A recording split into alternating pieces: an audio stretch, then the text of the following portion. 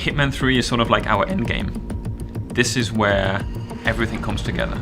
This is where the things you didn't realize meant something in Hitman 1 or 2 come to the forefront.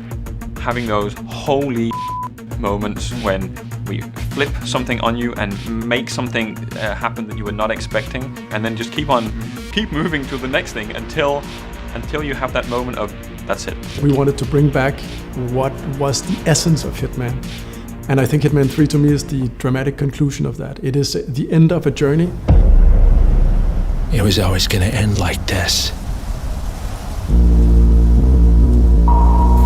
All your hard work, all your sacrifice, only sped up the process. So Hitman 3 is about closure on the storyline.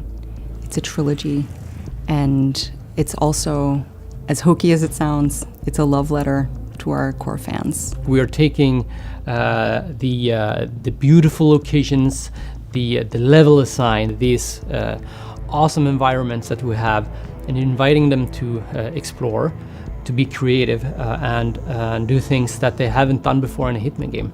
And we're twisting the formula along the way. We're all trying completely different things for what a format of a Hitman level can be, and that's super exciting. I think players will be really excited about that. We're definitely pushing the systems to what they can handle AI-wise and what the game can handle. We're trying constantly to find new ways to make a level exciting. And I don't think it can be pushed any more than what we're doing in Hitman 3.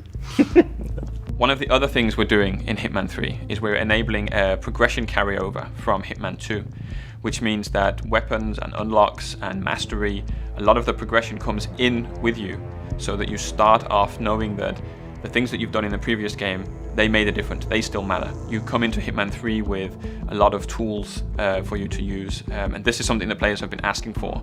You will see elements of that in Hitman 3. Things that fans want, things that fans have been talking about since Hitman 1, you will see in Hitman 3. I think what our players will like the most is going into this game not knowing what to expect, and then really seeing how the game takes them on a dark journey that is both intimate and emotional, and with some hope sprinkled in.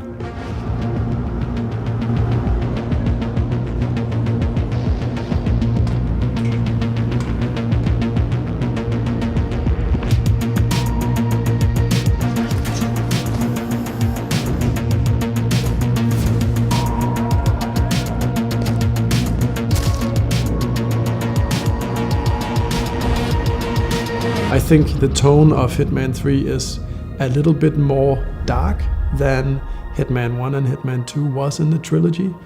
And I think it's a little bit more contemplative, it's more intimate. There are things going on that now that we have been with the characters for so long, that I think are going to be interesting to the players to witness.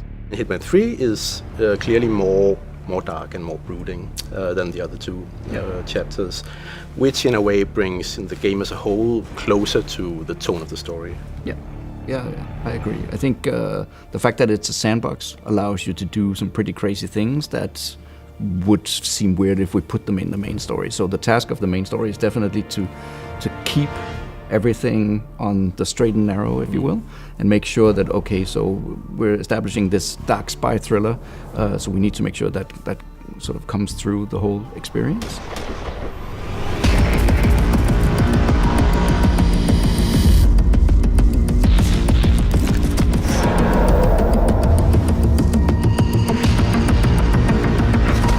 We are now independent, and Hitman 3 is a game that we completely publish ourselves, and that's pretty exciting to do that as a first. The self-publishing for us on Hitman 3 is the pinnacle of the relationship, unhinged, unfiltered, unplugged with our beloved franchise and our community and our beloved gamers on Hitman, is to have that connection as close as we can. When all is said and done, my hope is that the fans will love it as much as we do. There's so many people worked on this franchise for so long time that this has to be right. So, as I see it and what I've seen so far, I don't think it's not only going to be the best game of the trilogy, I think it's going to be the best Hitman game.